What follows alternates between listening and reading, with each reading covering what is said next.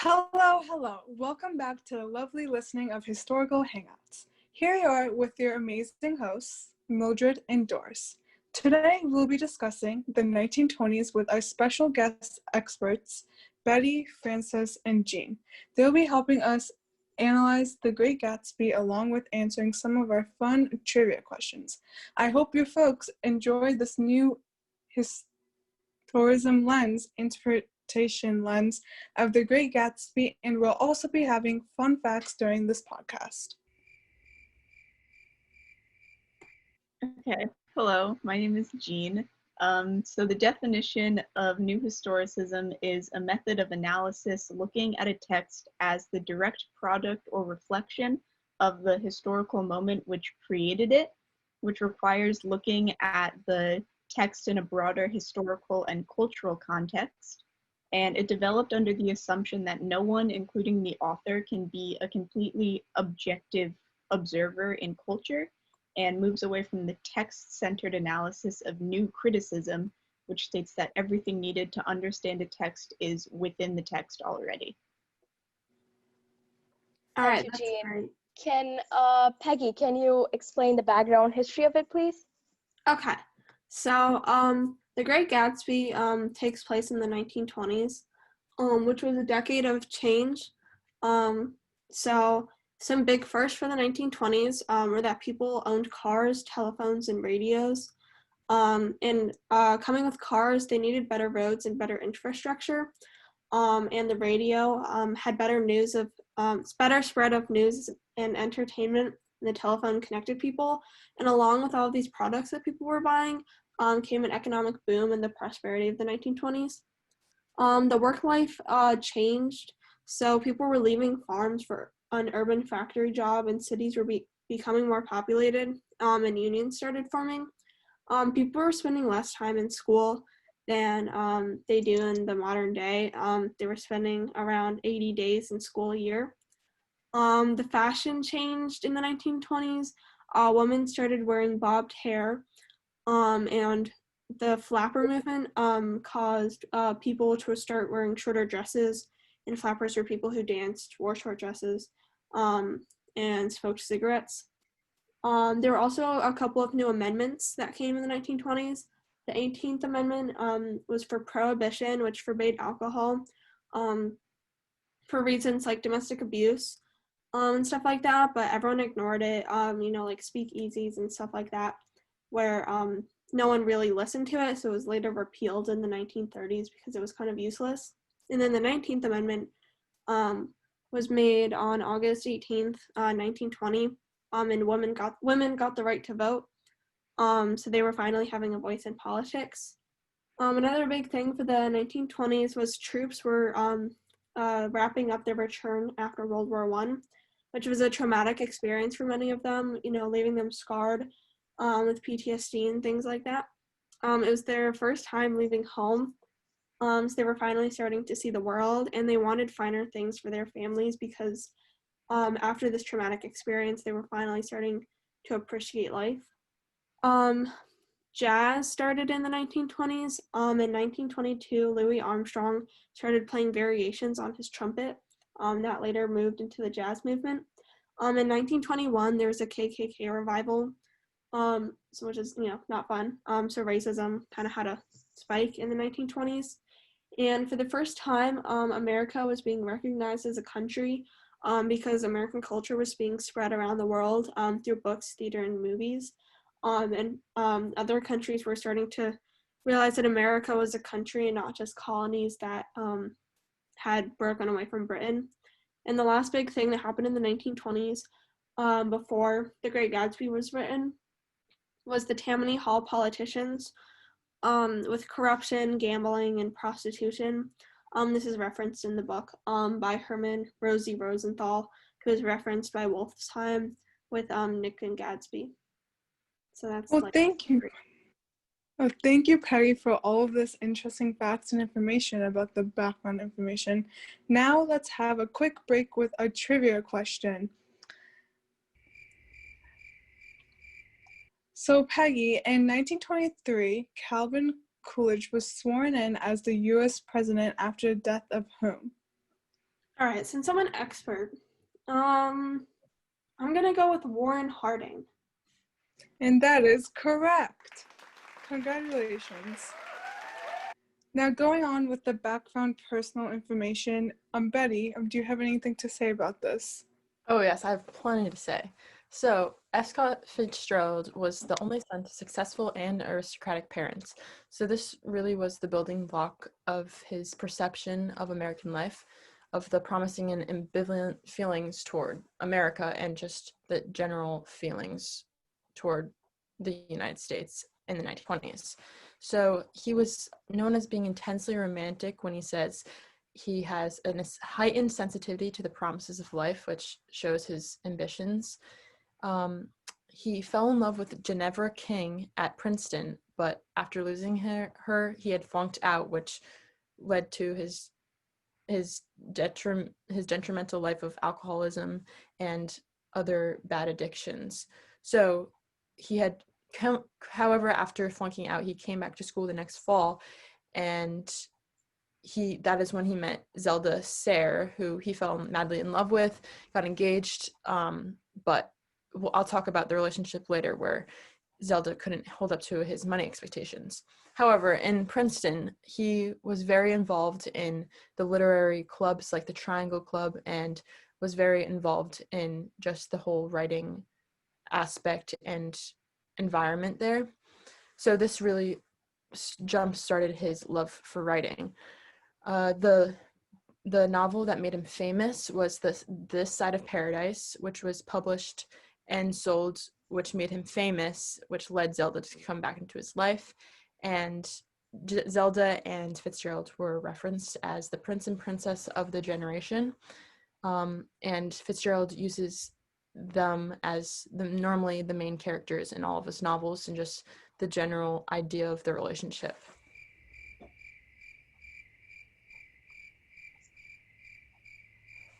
Wow, that is very interesting. Thank you so much, Betty.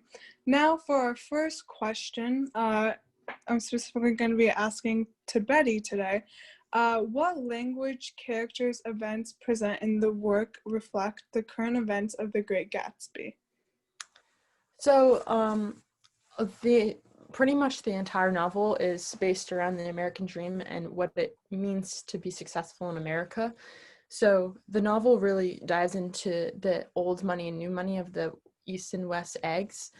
So it's kind of just the representation of how money is obtained in America and how people view their success. Some characters like Jay Gatsby, he is known as becoming an American hero for springing up from the West and creating a successful and prosperous lifestyle on his own. But the two, what you'll see with the old money too as well, no one is truly happy. Jay Gatsby, he also gains this money from bootlegging, which is illegal, and the real question is, doing illegal actions is doing illegal actions the only way to actually obtain the American dream? And then on the other side, we have Tom Buchanan, who is known as having the old money, which it's been passed on from generations to generations. So is that really, and he has all of these lavish lifestyles and everything that Jay Gatsby would have, but it's a lot more classic, while Jay Gatsby is more seen as the more modern and new money. Then our other characters include Nick Carraway, which is the Yale scholar and narrator, which kind of represents Fitzgerald's aspect of his life. And the entire novel kind of just idealized the Roaring Twenties culture of the glitz and glamour. However, underneath it, it's truly how society view and respect people who have money. That was amazing, Betty. I feel like with all that you just said, we're able to understand the novel a lot better, why the characters are the way they are. Okay, let's pause for a quick trivia question. Jean, this is, I think, for you. In 1921, Franklin D. Roosevelt contracted polio at what age? What age do you think he fell sick? Well, as an expert on the culture of the early 1900s, I'm going to go ahead and say 39 years old. That is in fact correct. Thank you. Hey. All right, let's move on to the next question. How are events, interpretation, and the presentation a product of the culture of Fitzgerald? Let's talk about the timeline of some of the major events that happened in his life, like listing his popular works, and also, most importantly, how did Zelda influence his writing? So I can answer that because I'm an expert on Fitzgerald's background. Absolutely. So throughout Fitzgerald's life, he has created many famous novels, but to really go into Zelda's and Fitzgerald's relationship, we have to look at how Fitzgerald portrays Zelda and how this really shows the underlying mask of their relationship. So in The Great Gatsby, Zelda acts as Daisy in the way that she only would interact with Fitzgerald because of if he had the money and status that he could provide to her. Because in Zelda's life, at first she had rejected Fitzgerald because he wasn't successful, he didn't have money. But when Fitzgerald did create, write, and publish his first famous novel, This Side of Paradise, that is when Zelda finally accepted Fitzgerald's engagement. Daisy in The Great Gatsby was only interested in Gatsby when she saw him as a soldier. If she actually knew his true background, Daisy wouldn't have gone for Gatsby. But when Gatsby comes back with all this money, that's when Daisy is interested in him again. Also, a lot of the themes in Fitzgerald's novels go back to how he's very into flirtatious women, and this aspect is very prominent in his novels, like how he's very into Zelda, who would just go out and party and had many suitors. Another way to look at how Zelda and Fitzgerald's relationship was toxic. Oh my gosh, did you guys hear that? Yes. There was a motorcycle. Oh my gosh. Okay, I'm so sorry, guys. Another way to look at how the relationship was toxic was Zelda was very accomplished and had about the same level of writing knowledge and talent. However, Fitzgerald would take some of Zelda's work, which was equally as qualified, and would use it for his own, showing toxic masculinity in the relationship and just overall how, while he was fighting for Zelda, he still had this upper power over her because he was a man. The relationship, as some scholars would say, was based off of alcoholism, infidelity, and jealousy. So there was never really it was never a true stable relationship, and there was always fights, and there was always this back and forth between them. Why it was able to be covered was through this glitz and glamour of the 1920s, going out partying and being social. However, underneath it all, there truly was not much of a foundation, only their love for each other. And this is shown throughout many of Fitzgerald's works, of how, and without Zelda and the relationship, he would have never been inspired to create the more complex and just very talented and very well-known works that Fitzgerald has produced. Wow, thank you so much, Betty. It just seems so interesting to see how like Zelda really does influence on him and like his novels. And we're gonna take a quick break and have our last trivia question. And this is specifically for you, Betty. What state is Nick from? Well, because I've dived really deep into The Great Gatsby and I've really taken every word for word, I know that Nick Carraway is from Minnesota. Wow, congratulations, you got that right.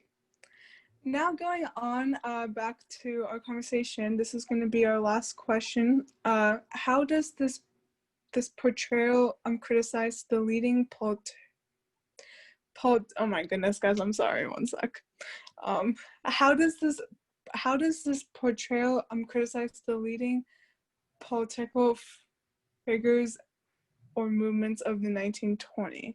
And this is for Peggy and Jean. Okay, so I'll start. So one of the big movements of the 1920s was the flapper movement, where girls had bobbed hair, short skirts, cigarettes, and danced to the Charleston. I mentioned that earlier. Skirts in the novel would have been around knee or maybe ankle length because the movement wasn't fully emerged yet as it was later in the 1920s. This is kind of shown through Jordan Baker, who's single, athletic, goes out with various men throughout the novel, kind of scandalous. Tom, Daisy, and Jordan's aunt all directly disapprove of her behavior, and Nick also has conservative views because he represents old money and doesn't really like all of the new things that are happening in the 1920s. Jean, did you want to continue on? Yes, of course. So another really big cultural movement that was going on around the turn of the 20th century that's being heavily criticized throughout the novel is this explosion of new fortunes in places like California trying to infiltrate sort of the old money elite of the eastern United States, which, as we already mentioned, Fitzgerald's parents were a part of to some degree, which is where we have the conflict that comes into play between the West Egg and East Egg, where the people on West Egg, such as Jay, sort of this like gaudy perception of wealth because they come from new money, where on East Egg we have the old money, such as like the Buchanans and Daisy's family.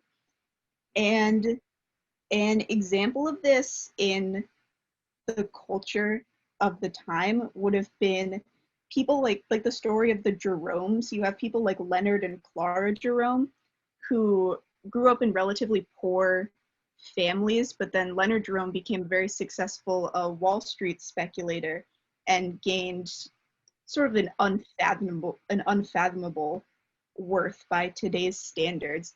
And people like the Jeromes were so desperate to infiltrate the old money society that they ended up building a mansion on Madison Avenue in New York City, which when completed had a 600-seater private opera house and fountains that literally ran champagne and cologne at parties. But no matter how opulent these displays of wealth, which we see reflected in Gatsby's parties, they're still looked down upon solely based on the fact that they weren't born into these positions. They made their way there themselves.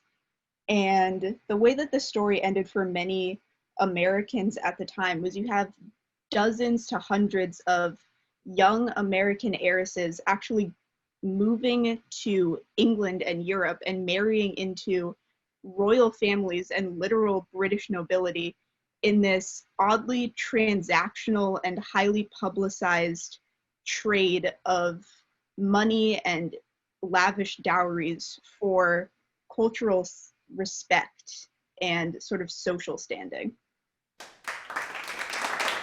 Wow, okay, that was a lot. So to continue on, there was also an urbanization move, again, I mentioned earlier. So Nick, the main character, he moved to New York to have an urban job in bonds, as many people were moving from more rural areas to either have a factory job or just an industrial job.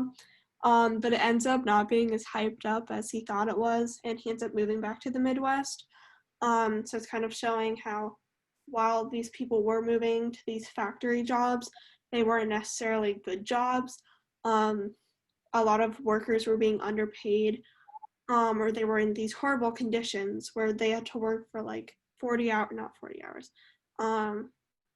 I don't know, like 15 hours a day or something like that, like crazy hours and not being paid, and they were kind of trapped where they were working.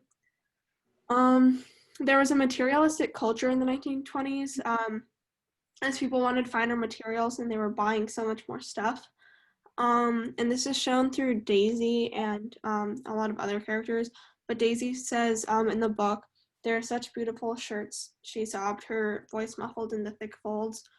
And this scene occurs when Daisy is at Gatsby's house for the first time, and she's crying for the first time with Gatsby. And because they had met before, people would assume that she's crying for, the lost dream that she never had.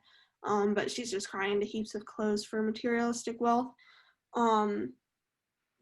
And she throughout the novel, she just only cares about materialistic things and living a perfect life and doesn't really care about people. And that shows how all of the rich people of the 1920s, the middle class, they just wanted all these fancy, expensive things and didn't really care how they were getting it or if they were getting it morally. This is also shown through cars and consumer culture. Fitzgerald knew that this consumer culture would later lead to the stock market crash that happened because of all the things that people were buying. So Gatsby owns a Rolls Royce, which was a car of prosperity of the time. And it's kind of known as like the death car. Throughout the novel, it's described as coming out of darkness, and it later kills Myrtle. So that shows how the rich people ended up, killing, quote unquote, the lower class, and it ended badly for all of them. And Tom has a blue coupe, that's how you pronounce it, and 4 private cars to show off to Daisy. So he wasn't like using all of the cars, he just wanted them just to show off, which was very common for the time. A lot of the items that people used didn't have a practical use, they just wanted to buy a lot of stuff to show that they were rich. And George Wilson has a car that's in rough shape, and he really wants Tom's car to improve status, to improve his social status. That shows how people really just wanted things to increase their social status because of the old money and new money transfer that was happening. People just needed materialistic things to show off their status in society, which later led to the stock market crash. That was beautiful, you guys. Thank you so much. It's interesting because it's almost like Fitzgerald captured the Roaring Twenties from its wild parties and fashion and dancing, like you guys said, to what happened with women and the new freedoms that they felt and the post-war prosperity. Guys, I think that was a beautiful summary of what Great Gatsby was and what happened in the Roaring Twenties.